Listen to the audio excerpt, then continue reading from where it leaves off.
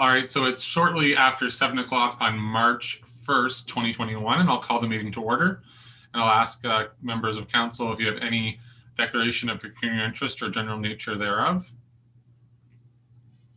Seeing none, and if, oh, there's Councillor Clark back here, perfect. So we have the minutes of our previous meeting, which was February 16th. If we have a mover and seconder for those minutes. Councillor Clark and Councillor Brody, all those in favor? And that's carried. All right, so our first delegation, and only one for this evening, is supposed to be at 7:05, but since we have our speakers with us right now, we may as well just jump right into it. So we have Deanna and Katie from KPMG, and you're going to have your presentation for the financial services review. So I'll hand it over to you, and I think there's also probably a presentation. I don't know if Morgan or if somebody's going to throw that up on the screen for us. Great, thank you very much. I'm happy to share my screen if that's easier. Morgan's nodding his head. Okay. Perfect. All right. Now, can everyone see that? Yes, well, I can see that. Perfect. All right. Well, first of all, thank you very much for having us here this evening to go over the highlights of the financial services review that we've been conducting over the past few months. As Morgan mentioned, my name is Katie Denbach. I'm a partner with KPMG, and I have with me here tonight Deanna Baldwin, who's a senior manager with KPMG. And we'd like to just briefly go over the highlights of our report, including some key findings and observations, and are happy to take any questions that you have. So just, by way of background, you're likely aware that KPMG was engaged by the township to review the current processes within the finance department. So this involved a series of facilitated workshops with the township staff. And I'd just like to take a quick moment to thank them for their time and participation that they provided us, because we couldn't have gotten through the work that we were tasked with without them. And we know it takes time out of an already busy day to sit and delve into these processes in a pretty granular level of detail. So we really appreciate all of the staff that were involved in helping us with that. And what we did basically is we used the value stream mapping part of Lean Six Sigma to map out over 25 processes within the finance department. So that really entailed looking at the individual work steps that are taken to complete a process, any issues that are identified with the process. So whether that be issues relating to operating efficiencies, customer service, internal controls, or risk management. And then for each matter that we identified, we suggested a potential course of action to improve or alleviate that. The other piece of the objective of the review was to look at the key financial metrics of the township in comparison with some of the comparator municipalities that were selected.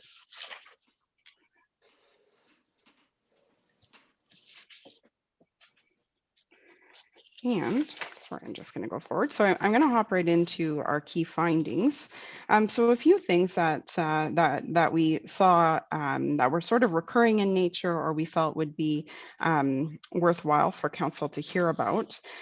So first of all, generally, as you can see from the benchmarking that was done in the report, the township's financial indicators do compare favorably or are on average with the selected comparator municipalities. The one thing that we do point out, while the township has been taking advantage of operating grants, likely they could use more grant funding for capital projects. So compared to the comparator municipalities there, the township in the last couple of years at least has not utilized capital grants as frequently. And the township also has a lower level of long-term debt per household, and as a result of that, lower debt servicing costs than the peer group that we looked at as well. So really that can just indicate that it would be possible to issue debt if needed and still not be an outlier within that comparative group, still be in line with the comparative municipalities. One thing I will say, as you look at that benchmarking and the comparator municipalities, we always caveat it for a couple of reasons. One is it is done using FIR data. And so you've probably heard the adage, garbage in, garbage out. So depending on how good the data that is submitted through the FIRs is, could influence the results. And the other thing that we always like to caution the readers on is just, it is hard to find a true comparator municipality. So the benchmarking exercise is a good one because it helps point out, if there are potential issues or opportunities to be addressed, but it is difficult sometimes to find a true comparator municipality simply because, population, demographics, the different service levels provided will all have an effect on these key financial indicators. The second key finding we wanted to mention was the use of increased technology in the processes. So, and this is not uncommon for a township of your size, but we did see frequently in our process mapping the use of manual or paper-based processes. So several of the potential courses of action that we identified center around increasing the use of technology and the functionality of technology to both standardize the processes and to make them more efficient. Many of our recommendations also involve enhancing internal controls by implementing reviews over various process outputs, developing formal policies and processes to add clarity and reduce risk for the township, as well as moving some of the more operational tasks that council has been performing to an internal management position. And with that, we put forward the recommendation that the township look to hire a treasurer with specific financial expertise. And I understand that that job posting has actually been done. So you're already taking steps, which is fantastic. And then the last key finding I wanted to mention was just with respect to fee rates and user charges. So when we were looking at the landfill fee rates specifically, it came to our attention that those haven't been reviewed and updated in many years.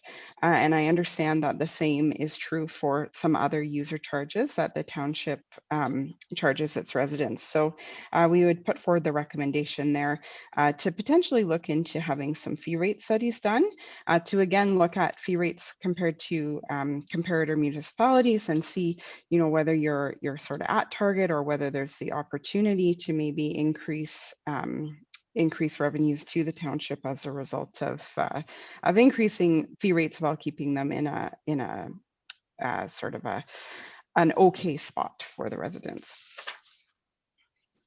And with respect to our potential courses of action, they generally fall into one of these three categories here. So operating efficiencies, a lot of the courses of action that we recommended do fall into enhancing internal controls, as well as improving operating efficiencies. We note that the finance group at the township is quite lean. And so hopefully by making some of these processes more efficient, it will free up some of their time to focus on higher risk areas or priority projects that they otherwise would struggle to get through. With respect to service level adjustments, with finance being a function like it is, that's sort of a backbone for an organization, it's the service levels that we see are quite standardized. So it's not frequently that we would recommend that finance, stop providing a service, for example. So that wasn't really a common course of action that we recommended. And then, as I mentioned, with respect to revenue generation, there are some of our potential courses of action, such as the fee rate study that I mentioned, that may also result in additional revenues to the township. And so as a next step, we just suggest that management review the suggested courses of action and put a plan together to sort of prioritize them. Look at the ones that are sort of a quick win or an easy fix solution that could be done quickly, and then right up to a more strategic decision-making process that would be involved in implementing the course of action. And that sort of walks through the highlights of our report. I'm happy to take any questions that council might have. Hey, thank you so much for the presentation. Is there any questions at all from members of council for Katie or Deanna? Councilor Brody. I'd just maybe like to go through this next bit of the presentation and see just where she's got her graphing, like compared to other municipalities. I just want to have a quick overview there of where we're doing really good and where our best area improvement to look at right away is. If it shouldn't take too much time, I wouldn't think. Sure. So, and sorry, I'm just trying to pull up my report with the, you're referring to the benchmarking charts that are in Yeah. there? Yes. Sure. Yeah. So the way that these are laid out, basically we looked at three types of financial indicators. So ones that are reflective of a municipality's sustainability, ones that are reflective of their flexibility, and ones that are reflective of their vulnerability. And so within each chart, you should see specifically what the indicator is telling you. Some potential limitations, as I mentioned, whenever you use FIR data, there are potential limitations, but and it also tells you what type of indicator that you're looking at. The other thing I'll say is that the black line that you see on those charts, that reflects the average of the comparator municipalities. So just a quick check to see, okay, so Adelaide Metcalfe, for example, in that first one of financial assets to financial liabilities is quite ahead of the average of the comparator municipalities. So that would generally be seen, obviously, as a positive thing to have what we call a current ratio that is positive. Would you like me to go through them one by one or just more of, yes, okay. Sure, if you can, yeah. Sure, yeah, no problem. So total reserves and reserve funds per household is the next one. Again, this is another indicator of a municipality's sustainability and their ability to absorb any incremental expenses or losses through the use of reserves and reserve funds rather than having to increase a tax base. And you can see here as well that Adelaide Metcalfe is slightly above the average of the comparative municipalities here as well. Total operating expenses as a percentage of taxable assessment. So here Adelaide Metcalfe is a little bit below the average of its comparator municipalities, but you can see that there is one being North Huron comparator that's quite a bit above, that's driving that average up quite a bit. And really what that's telling you is, how much increases in operating expenses correspond with increases in taxable assessment. Capital additions as a percentage of amortization expense. So we sort of look at that to say how quickly is the township replacing capital as it's being used, because the amortization expense is really meant to reflect the usage of tangible capital assets. So in order to maintain a current service level, the theory obviously is that you would need to replace that capital as it was being depreciated. And you can see there Adelaide Metcalfe is right on the average with its comparator municipalities for that. The next series is flexibility indicators. So residential taxes per household. So really what this is going to tell you is, does the township have the ability to increase taxes, and still stay within a reasonable range compared to the neighboring municipalities? And you can see here Adelaide Metcalfe, again, is just a little bit above the average for residential taxes per household. And then this second one is residential taxes as a percentage of household income. So same thing. Adelaide Metcalfe is just slightly above the average there of the comparator municipalities. Long-term debt per household. So this is the one I mentioned before. Because the township doesn't use a lot of debt to fund capital projects, they are below the average of the comparator municipalities here. And so this does indicate that there is some flexibility if funds were needed to issue debt and still kind of stay within the range of the comparator municipalities. Total taxation as a percentage of total assessment. So again, a relatively high tax rate percent may mean the township would have a limited ability to generate incremental revenues in the future through the tax base. So here Adelaide Metcalfe was right on the average of the comparator municipalities as well. Debt servicing was the other one I mentioned. So because Adelaide Metcalfe doesn't utilize a lot of debt, debt servicing being the cost of debt is lower than the comparator municipalities and lower than the average as well. Net book value of tangible capital assets as a percentage of historical cost. So again, this is another metric that shows the extent to which the township is reinvesting in its capital assets as they reach the end of their useful lives. Again, here, all of the comparator municipalities were actually sort of quite closely lumped together when it comes to this specific metric. The one thing that we do note here in the potential limitations is that this looks at an overall basis at the tangible capital assets and not department by department. So if there were issues within any given department, this wouldn't flag them here. The next one is vulnerability indicators. So this just shows the township's reliance on senior government grants for the purposes of funding operating expenses. So, and to the extent possible, you do want to maximize any form of government grant revenue. So, so I don't think it's bad to be on the high end of the range here, and you can see that Adelaide Metcalfe is on the high end of the range here. And the last one is the capital grants. And this is the one that I was mentioning before as a part of our key findings is compared to the comparator municipalities. Obviously, Adelaide Metcalfe has not used capital grants. And we did go back a few years to look to see sort of what the historical trend was. And I understand there were capital grants received 3 or 4 years ago, I believe, but there haven't been any in the last couple of years. Okay. Do you have any additional questions on that, Mike? No, not for me. That was good. I'm glad we went through that. Thank you. Morgan? I just want to make a quick mention, Mr. Mayor, through you to council. So this has really been a point in time look at the Adelaide Metcalfe or the township's finances. So everything that we're talking about today is basically from the 2019 FIR data, correct, Katie? Correct, yeah.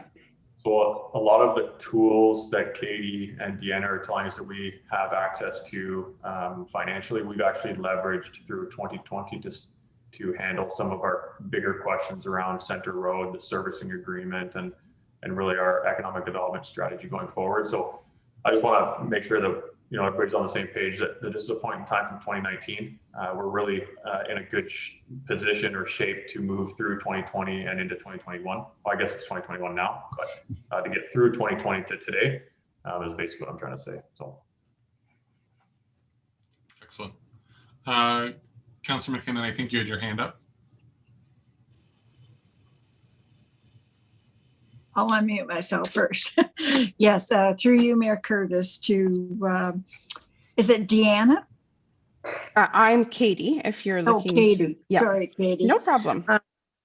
You had mentioned that you would be looking at drainage and planning as well. So is that all part of the cost of this study that we're going through now? So what we looked at were the finance processes around that. So we did look at the finance processes associated with drainage and any kind of planning user charges. So we mapped out those processes at an individual level and provided recommendations. But really, it did center around the finance components of those areas. Okay. So is that in this report? Am I missing it? Am I not seeing it? Or is that something that you're bringing forward later? No, so the process maps were provided to management as an operational document. So because they are quite granular in nature. Okay. So those went forward to management with the key findings being brought here to council. Okay. Okay. Thank you, Katie. You're welcome. Morgan?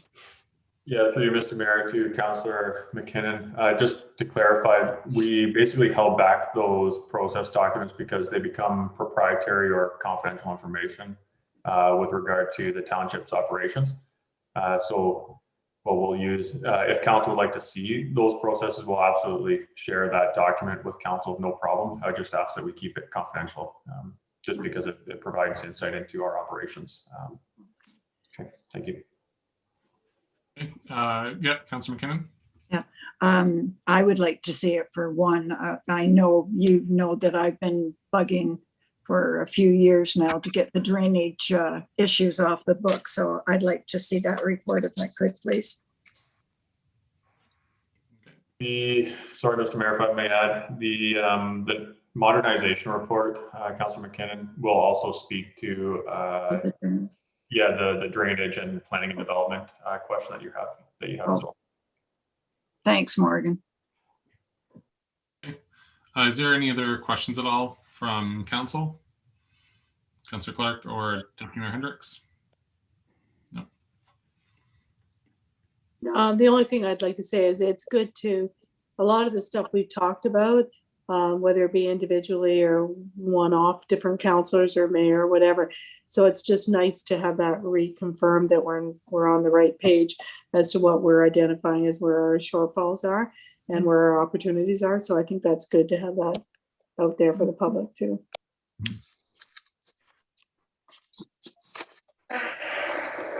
Excellent. Okay, is my going?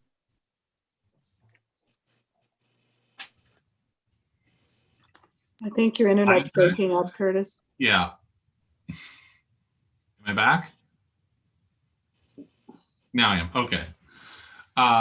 So what I was going to say was thank you so much for the presentation. And I know that Morgan is looking forward to implementing the key directions that you've provided to staff and management there, and looking forward to having that move along. And also, I'd like to thank the ministry for allowing us to switch, because we were going down a certain path and looking at another department. I'm glad that Morgan, when he jumped into the role, that we were able to realign that to look at the financial review of our municipalities. So thank you to the ministry for allowing us to also have this have the grant to get this report completed. So with that, we do have a motion that we need from council, and it's resolved that council receive and approve the financial services review final report as presented by Katie from KPMG, and staff be directed to submit the reporting to the ministry in order to receive funds and finalize the reporting for the municipal modernization funding grants. Okay, Councillor Clark and Deputy Mayor Hendricks, all those in favor? And that's carried. Okay, thank you so much for your time, and we'll see you soon. Thank you for having us.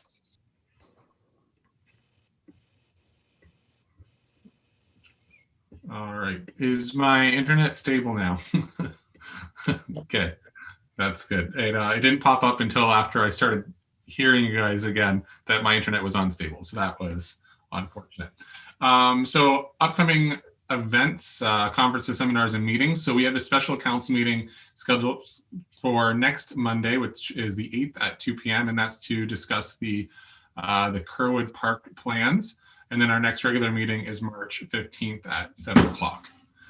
So going into the recommended readings, the first correspondence is from the Sauville Bayfield Conservation Authority, and it's their December 17th board meeting minutes, their February 18th agenda for the board of directors, their GM report for February 18th, and their January 27th special board meeting minutes. And then item number 2 is from Blue Water Recycling, and it's their February 2021 notes. Item number, Councillor McKinnon. You're on mute. Thank you. Through you, Mayor Curtis, to Deputy Mayor Hendricks. You're the member of the Blue Water Recycling Association, are you not? You're also on mute. Oh, my bad. I'm the representative, but I'm not on the board. So I go to about 2 meetings a year. Okay. I guess my question was, we're all talking about smart cars, the electric cars, and I'm wondering if it's been discussed about what are they going to do with the big batteries, like how are they going to get rid of those, and what kind of problem could they create in the future? So if that could be addressed somehow to them, I'd be interested in an answer to that. Yeah, I had somebody else bring that conversation to me this weekend too. So that's very timely. Thank you, Mary Ann. Yeah. All right. Is there any other questions at all so far? The next one, item number C3, is from AMCTO, and it's an open letter to Ontario Municipal Councils. We'll jump into the action required. The first one there is from the Canadian Union of Postal Workers. Councillor Clark. Yeah, so I've been thinking about that a lot today with the reversal of urbanization. I think there's going to be an opportunity for some conversation there. But before I would go down that path, I would want to know what their proposal is, because they're trying to stay viable, right, as a post office, and provide banking and these other services that have been removed from rural communities. So it's a very interesting conversation. What that would look like and what the costs would be is a whole other conversation. And, you know, are they going to do wellness checks that we don't need to have the police or the fire department doing? I just think there's an opportunity for discussion. I don't know where we go with that because I'm not prepared to say I support that without more information at this point. Okay. Is there any other comments at all on this one? No. Okay, so with that, are we wanting to reach out to get more information, or what is council's wishes on this one? I'd like more information because I think with, like I said, the reversal of urbanization, I think there's going to be more need, there's going to be more pressure on infrastructure, more need on services as people move out of the GTA into smaller communities and we expand our communities. So I think it may not happen overnight, but it needs to be on our radar. So I'd like more information. Okay. So Morgan or Jen, you want to reach out to? Excellent. Okay, do we need a motion at all for that, or is that just general direction is good? General direction is fine. I wrote a note based on Councillor Clark's comments there, and we'll reach out to get some more information. Okay. And then item number 5 is from the Municipality of North Middlesex, and it's a resolution regarding the support of Rural Education Task Force. I move we support it. Okay. Do we have a seconder for that? Okay. I'll second it. Is there any, it looks like everybody wants to second it, so I think we're all in support unless somebody wants to say something. Well, we all know what it's like to lose a community school because we've had that experience firsthand, so I support that. Excellent. All right, all those in favor? And that's carried. And then we need to have a motion to resolve that council receive and file correspondence item CC1 to 3, or are we filing, or how do we deal with number 4 in the minutes? Yeah, through you, Mayor Smith, you can just receive and file CC3 because we've got general direction to look into CC4. Okay. Mover and seconder for that. Councillor Clark and Councillor Brody, all those in favor? And that's carried.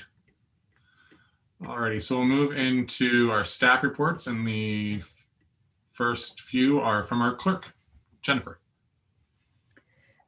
Thanks, Mayor Smith. So my first report is the annual report that I normally bring to council to appoint a weed inspector for the Township of Valley Metcalfe. So last year was bylaw number 6 of 2020, and it's through the Ministry of Agricultural, Food and Rural Affairs. And we're required to appoint a weed inspector under the Noxious Weeds Act. And I also provided council, it's just frequently asked questions regarding the Weeds Act and a listing of noxious weeds that can be found in Ontario. And my recommendation is that we continue to appoint Mark Brown from the County of Middlesex Weed Inspector for the Township Valley Metcalfe as Municipal Weed Inspector. Okay, thank you. It's a pretty straightforward report. Is there any questions at all? No. Do not, so a mover and seconder for that. Okay, Deputy Mayor Hendricks and Councillor Brody, all those in favor? And that one's carried.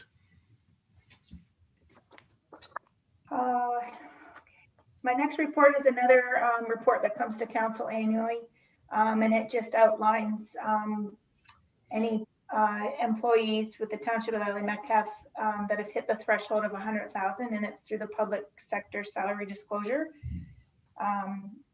Act from 1996. And for 2020, we have no employees that have hit the 100,000 salary. And submission, there's an annual report that goes to the PSSD, and that report has already been submitted. That we have none, but this is a report that we've been bringing to council annually. It's not required under the act, but it's certainly something that we bring forward. So my recommendation is just for FYI for council's purposes. All right. Mover and seconder for that. Okay, Councillor McKinnon and Deputy Mayor Hendricks. Is there any questions at all? Councillor Brody? I'd just like to make a comment that they've got this threshold of $100,000, and that was made in 1996. You know what? Wages have gone up substantially. You know, that's a long time ago. I think this, whoever runs this should take a look at that, because I'm sure there's going to be a lot of salaries that are over $100,000 here going forward. You had the exact same thought that I did. When you look at that, you know, how long ago that was, and setting that number to 100,000, and then really 25 years later, where it's still the same number. So yeah, it should be looked at, just to I don't know if that should be a note going somewhere, or maybe as Morgan, as CIOs, you can discuss that as a group to see if a letter could be sent on behalf of the CIOs from or the municipalities from Middlesex or something.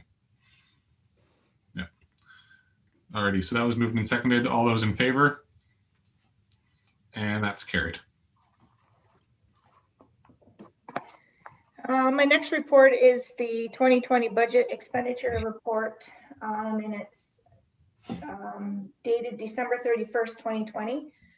So in May 2020, staff presented the final draft budget for council's consideration and approval, and COVID-19 pandemic was not considered in the budget at the time of the approval. All departments monitor revenues and expenditures on an ongoing basis and project through to the end of the year to ensure that they remain at or as close to their approved budget as possible, and that all material variances are mitigated as effectively as possible. As is typical with most forecasts, accuracy increases as the year progresses and more information and data becomes available. In addition to the township's main operating budget, which is funded by the property tax levy, certain expenditures are funded by specific non-property tax levy sources, such as legislative building permits. The attached report is a summary of expenses up to and including December 31st. And note that once a permanent treasurer is hired for the township, these reports to council will become more frequent. Council directed staff to ensure that the 2021 budget resulted in a 0% municipal tax increase, and the bylaw to pass the budget and set the municipal rates will come forth to council at the March 15th council meeting for council's consideration and approval. Also, notice was sent via newspaper, Facebook, and website notifying the public of the intention to adopt the 2021 budget, which is scheduled for March 15th at 8 p.m. And staff continue to reach out to vendors and service providers to ensure that all 2020 invoices are captured in the actuals for the 2020 budget. To date, there are still some invoices that the township has not received. There's no impact to the budgets. So attached is the listing for 2020, and there's the only recommendation I have is just to file and receive the report. Okay, thank you, Jennifer. Is there any questions at all? Okay, seeing none, a mover and seconder to receive and file that report. Okay, Deputy Mayor Hendricks and Councillor Brody, all those in favor? And that's carried. And my last report for tonight is the accounts payable that also includes some 2020 invoices. It's from February 11th to February 24th in the amount of $226,888.94.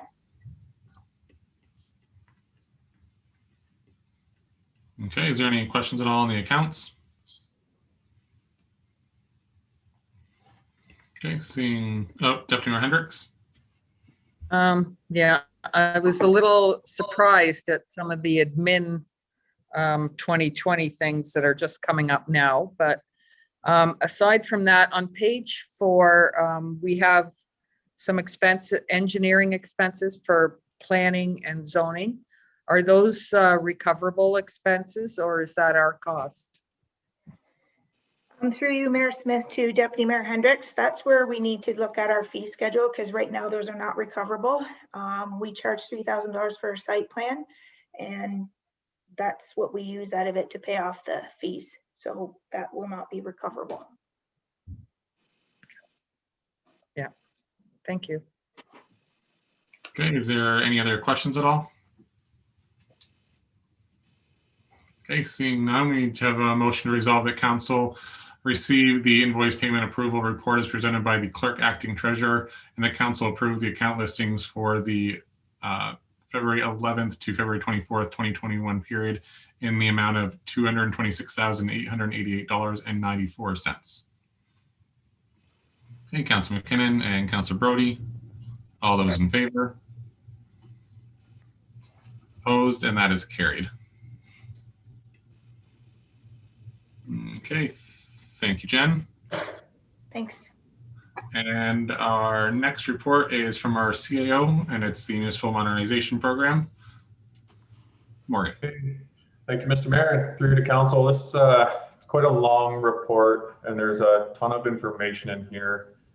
When we started to go down the report path, we realized that we might not have done a good job over time, really making council aware of everything that's occurred under the Municipal Modernization Program, the one-time dollars, the intakes, and the reviews and all that stuff. So what I tried to do is really just wrap it into one report. So I've written out a verbal report because I didn't want to miss anything.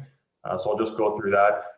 If council has any questions, just pause me or save it to the end. I won't get to the recommendations. We'll ask questions first and then recommendations. But so the report I have in front of you, as I said, is a little long, full of information. However, it outlines the history and background of the Municipal Modernization Program, including the modernization of the efforts of the township to date. There is an allocation exercise in here and an ask of council. As council may remember, in March of 2019, the province provided a one-time transfer of unconditional funds to be used for municipal modernization efforts. We received $308,554. In October of that same year, 2019, the province formally announced its Municipal Modernization Program Intake 1, which solicited applications from municipalities for things like service delivery reviews. Through a collaborative effort with the county and area municipalities, we were successful with 2 joint applications that were designed to better understand our collective payroll services, and as well how we can work better together to transform municipal services through a digital transformation top 10 service delivery review.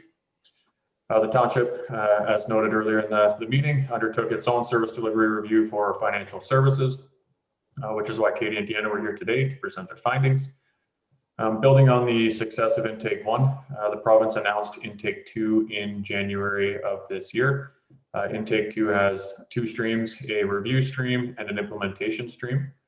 The review stream follows the same path as the initial Intake 1 of the province's Municipal Modernization Program, whereas the implementation stream allows for municipalities to seek funding for the implementation of various projects that, of course, meet their eligibility criteria. One of the biggest things for us to be eligible under Intake 2, which is that implementation stream funding, is that we must have our unconditional one-time modernization dollars either spent or at least allocated. As council knows, we have spent some of our modernization dollars. We spent it on a new phone system. We're working on redeveloping our website.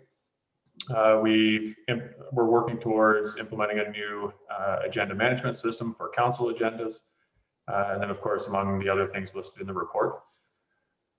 Through this report, staff got together and have recommended to council that we allocate the remaining unconditional one-time funds to projects like asset management, future website enhancements, Additional work within our electronic document management system, which is Laserfiche, which includes workflow development, digitizing of records, and moving our business processes online.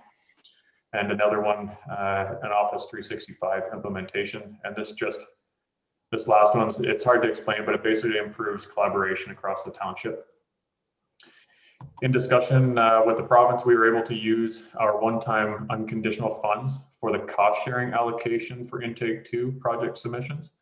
So that cost sharing allocation is, if you're a population of under 5,000, you only have to commit 25% of the total project cost, where the province will pick up the other 75%. The other formula is based on populations over 5,000, where it's a 35-65. In the allocation table, I've allocated basically those percentage commitments to asset management and the payroll services review, because those are the 2 projects that we believe we can be successful as another collaborative with the county and area municipalities to get greater funding to leverage implementation of those 2 reviews that we've essentially gone through.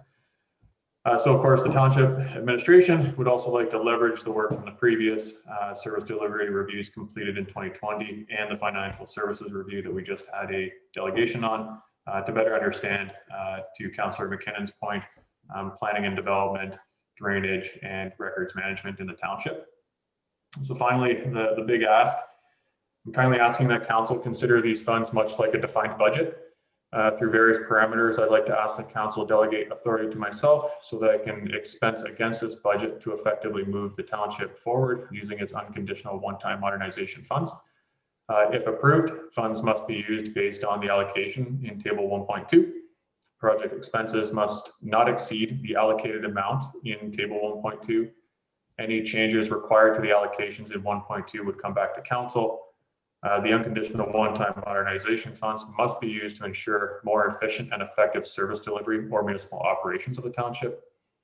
Council maintains the ability to reallocate the unconditional one-time modernization funds at its discretion. Of course, that we follow our procurement policy and that the CAO shall report to council from time to time on the use of those modernization funds, what's remaining, where it's gone, how it was spent, and what it did under those allocations, those project allocations. So happy to take any questions at this time, or comments or suggestions. Okay, thank you, Morgan. Is there any questions at all for Morgan and what he's recommending?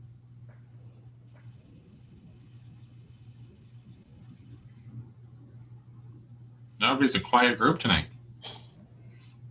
Here we go. Councillor Brody. I like the looks of this. I mean, we're getting the funding. It's going to improve a bunch of stuff in the office. I like this one. One thing I do want to bring up again is I still don't like the idea of the size of our office building and us only using 25% of it. I still think we need to look into changing that office around a little bit. Everybody's jammed in there so tight.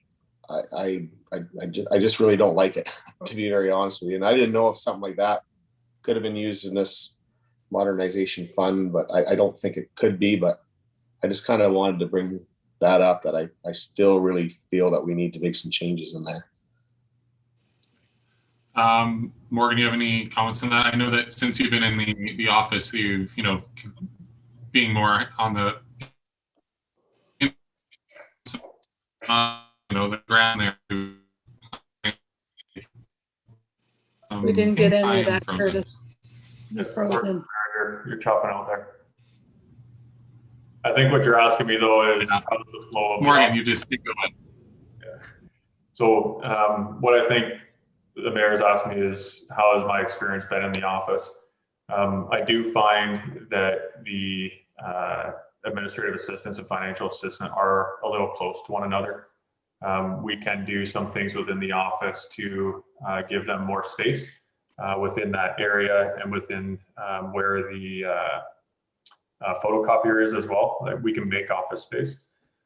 We do underutilize the basement. So through some investment in the HVAC system, we can get better temperature controls down there. Coulter and I have been talking about that, and as well as Jen, how we can better utilize that space as well. I think what it's going to take is just a little bit more time in the office, understand flow. We have to get the council chambers back into order, move some folks around to see where we can or may not open up some space. We already have an office dedicated for the incoming treasurer. It will be nice to get a little bit more space in that admin area so that we don't have 3 people side by side. I know some folks would like or appreciate some office space. It does allow them to focus. But I think we can pretty much work with what we have, to be honest with you, by just moving some stuff around. I don't think we would be into any major renovations. And to your question, Councillor Brody, about whether we can use the modernization funds for some office renovations. I haven't heard of anybody doing that yet, but that is to create a more efficient and effective operations. And if that means staff are able to better focus on the task at hand or otherwise, that's an operational efficiency as far as I'm concerned. So what we could do is really look at how to reallocate those modernization funds in the next few months to support a smaller office renovation or something. Go ahead. Just one more thought to that. Is that something that COVID funding could throw some money to, just saying, oh, you know what, we have some people that are too close. They seem to be throwing money around for that kind of stuff. Just a thought, but is that something we could look into too? Like, I really think we need to move some stuff around in there. Everybody is just so tight and underutilized. So through you, Mr. Mayor, to Councillor Brody, that's a good call on the capital COVID dollars too. I could look into whether we can leverage that funding for some renovations. Okay. Is there any other questions at all or comments? Okay, seeing none. So we're gonna go through these one by one. So Morgan, you can start going through your list of recommendations. Yeah, let me just pull those up. So the first one is resolve the council receive the Municipal Modernization Program staff report as presented. Okay, mover and seconder for that one, Councillor Clark and Councillor Brody. All those in favor? And that's carried. The second one, resolve the council allocate the remaining unconditional one-time modernization funds per table 2, 1.2. Okay, moved by Councillor McKinnon, second by Deputy Mayor Hendricks. All those in favor? And that's carried. And I've noted Councillor Brody's comment about the office there. Okay. Yep. The third one, so this was a cleanup. I think we had a report that had the scanner plotter coming out of modernization funds. It's better to be utilized out of the building services reserve. However, I also believe we don't need this any longer because we currently no longer have a building service that needs this thing. So I believe I found somebody to take this off our hands, but that'll come up in probably the next 2 to 4 weeks. So this is a reallocation to the building services. So resolve that council approve to use the building services reserve for the purchase of the scanner plotter for the joint building services and not the unconditional one-time modernization funds. Okay, is there any questions about that one? Okay, moved by Deputy Mayor Hendricks, seconded by Councillor Clark. All those in favor?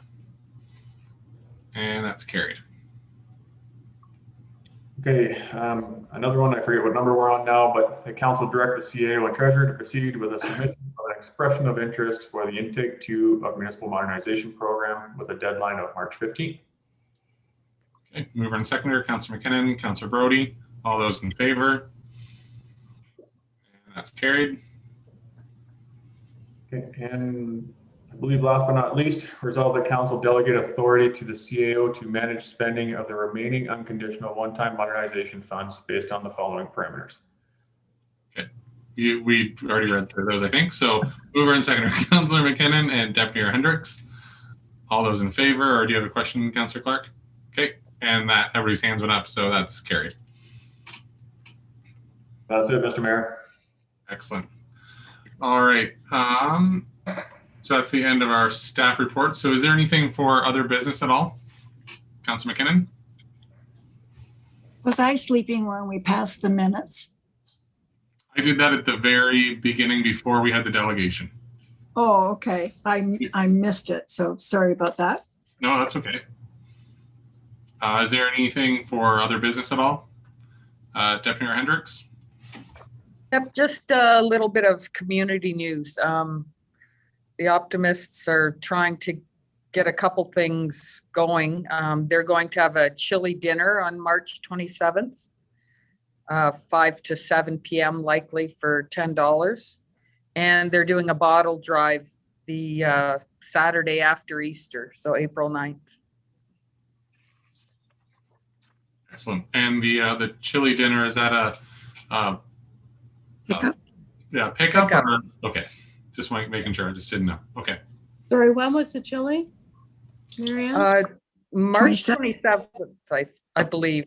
Okay. Yep, that's right. The bottle drive, I was thinking of that the other day, so that's good. Where are the bottles to be taken? The Kerwood Hall, Current?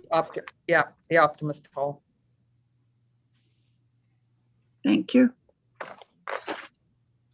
Is that cans too? Sorry, Mary, yeah, it is. Marianne, when is that again? You said the Saturday after Easter? Yeah, April 10th.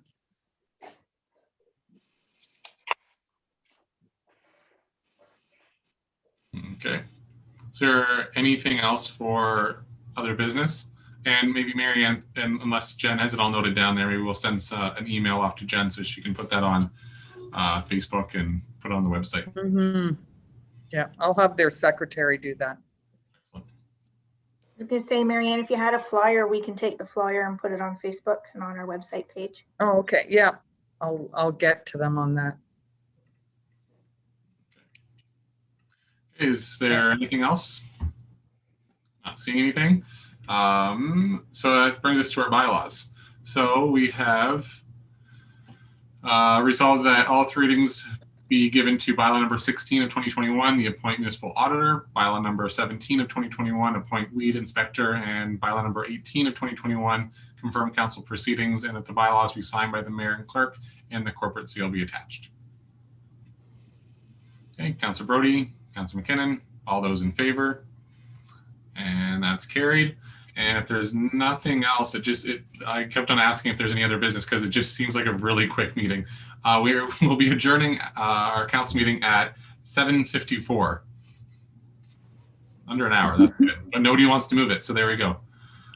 Curtis, Councilor Clark? Yeah, I'm just thinking for anybody who's watching, if anybody has any input they would like to give us prior to our meeting on March the 8th regarding the Kerwood Park, I'm receptive to receiving any emails with respect to any community input. And I would encourage them to also send that to the township office if they have anything, especially the heavy users like the Optimists and people like that. I would encourage them to speak up as well as the fire department. Excellent. I know Deputy Mayor Hendricks, you did send an email to Morgan and I letting us know that you're going to let the Optimist Club know about the upcoming meeting. So Yeah, I didn't specifically ask if they wanted input. I thought I'd, maybe do that after I saw exactly what we're going to see at the meeting or what's for public viewing for the meeting. yeah, but if there is any comments at all, please, I would say send them in to Morgan. Is that where you want them directed? To yourself? So that's mcalvert@adelaidemetcalf.on.ca. That'd be great. So then we can get the ball rolling and get some shovels in the ground to get that whole project moving along. All right. And then with that, I guess also if there's any comments as well on our 2021 budget, which is planned to be approved on the 15th, those emails can be sent to Morgan as well, or phone calls, or whatever it would be. And if you want to stop by the office, make sure you have an appointment beforehand. So, motion to adjourn at 7:56. Councilor Brody, Councilor McKinnon, all those in favor? And that's carried. All right.